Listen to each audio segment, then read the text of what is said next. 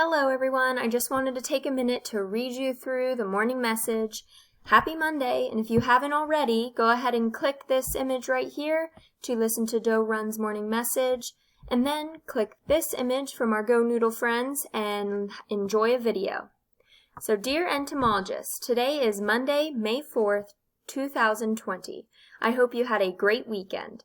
Last week we learned about the three main types of bugs. This week we are going to learn more about insects.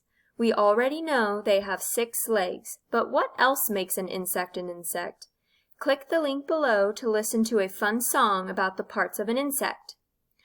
You all have been great entomologists so far. Keep up the fantastic work. I miss you all so much. I hope you have a wonderful day. Love, Miss Kemmerling.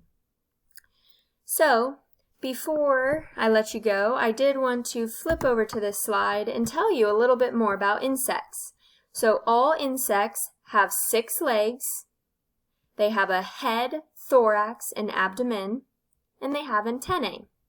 So as you can see here, I included a picture of an ant. An ant is an insect.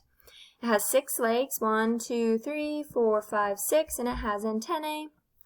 And then I also included a picture of a bee here to kind of show you the head, with the arrow pointing right here to this part of the body, that's the head. The thorax, there's the thorax. And the abdomen, this last body part right here. So they all have 3 parts to their body. When you click this link from the morning message, it'll take you to a fun song that will review those parts of an insect that I just went over.